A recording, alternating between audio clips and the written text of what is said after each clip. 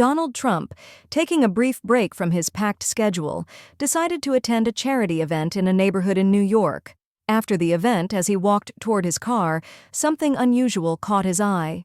Near an old, beaten-up van on the street corner, a young woman was trying to wash her 2 children using bottled water.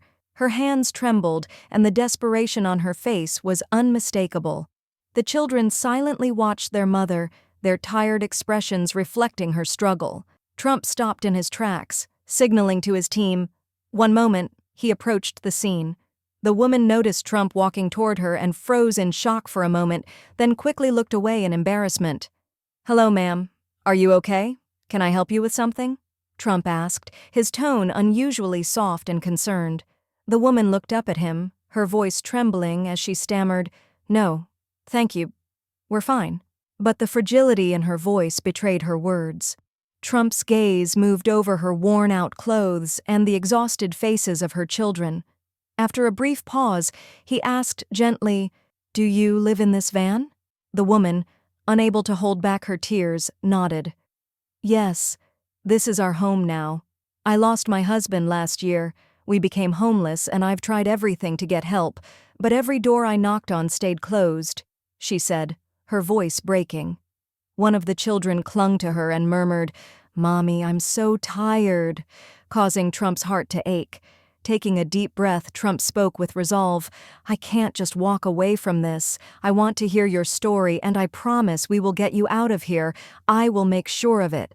After helping Emily settle her children on an old blanket next to the van, Trump sat down beside her.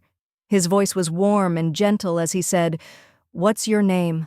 Please, tell me your story. I want to understand how things came to this." Emily took a deep breath, her eyes brimming with tears, but she tried to keep her voice steady. "My name is Emily," she began, her lips trembling. "A year ago, everything in our lives changed. My husband, he died in a work accident. He was everything to us, my children's hero. When he was gone, everything fell apart so quickly." Trump listened intently, his empathetic expression making it clear that he was absorbing every word. Emily continued, "At first, we managed with our savings, but within months it was all gone. We lost our home. We tried staying in shelters, but when there was no room left, we ended up here on the streets." One of the children, a boy who seemed to carry the weight of the world on his young shoulders, approached Trump. Clutching a battered, almost unrecognizable toy car, he looked up and asked in a small, hopeful voice, "Will I ever have my own room?" Trump's heart ached at the innocence and hope in the boy's question.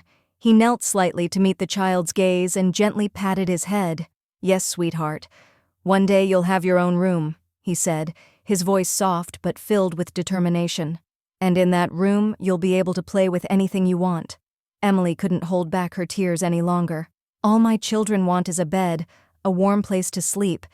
It's so simple, but it feels so far out of reach for us," she said, wiping her eyes with her sleeve. "I'm willing to do anything for them, but I've run out of options." Taking a deep breath, Trump looked at her with admiration. "You are an incredibly strong mother," he said. "But I can't let you live like this. These children deserve so much better, and I will help you." Emily froze at his words, disbelief and hope mingling in her eyes. "Are you serious? Why would you do this?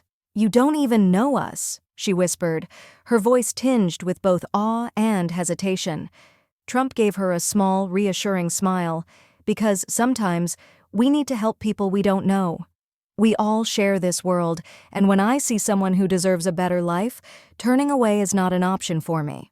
Turning to his security team, Trump's voice became firm and authoritative. "Get them to a warm hotel immediately. I want these kids to sleep in proper beds tonight, and make sure Emily gets whatever support she needs for her family." Emily's eyes filled with fresh tears. "I'll never forget this," she said softly. "Everything you're doing for my children, I'm so grateful, truly grateful." Trump placed a gentle hand on her shoulder. "This is just the beginning," he said. "We're going to do whatever it takes to bring smiles back to these kids' faces. And Emily, you're not alone anymore. You have people who care and will stand by you." As Emily and her children heard Trump mention the hotel, small smiles began to appear on their faces. a glimmer of hope for a brighter future. For Trump, this was more than just a chance encounter. It was a mission from the heart. Emily and her children were escorted to a warm, clean hotel by Trump's team. The sight of a proper bed and a cozy environment brought smiles back to the children's faces. As Emily sat on the bed, hugging her children tightly, tears streamed down her face. Trump entered the room and approached her with a determined yet gentle demeanor. "Emily," Trump began, "I've spoken to my team and several charities. First, we'll arrange a temporary home for you. After that, we'll ensure you have a job and provide everything needed for your children to continue their education." Emily looked at Trump in disbelief, her voice trembling as she asked, "Why are you doing this? You don't even know us." Trump gave her a kind smile. "Everyone deserves a second chance, Emily. The world needs more kindness. If I can be a beacon of hope for someone, then it's my duty to act." Trump shared Emily's story on social media, calling for others to lend a helping hand to those in need. Within days, donations poured in from across the country. People contributed everything from furniture to clothing and monetary support. As Emily and her children moved into a temporary home, neighbors stepped up to help. The children were excited to enroll in a new school, while Emily, with Trump's assistance, found a stable job. Trump continued to visit the family, observing how the community's support had transformed their lives. In one of his speeches, he remarked, "Big changes start with small steps." Emily reminds us of what truly matters: hope, solidarity, and love. A month later, Emily and her children settled into their new home. The children were thriving in school, and Emily had a steady income from her job. One day, Trump made a surprise visit to their home. When Emily opened the door, she immediately embraced him, saying, "I will never forget this. You've changed our lives." Trump brought toys and gifts for the children, saying with a warm smile, "These are for you. I hope they find a special place in your rooms." The children gleefully accepted the gifts, their laughter filling the house, while Emily, with tears in her eyes, expressed her gratitude once again. Trump later shared a heartfelt message on his social media accounts.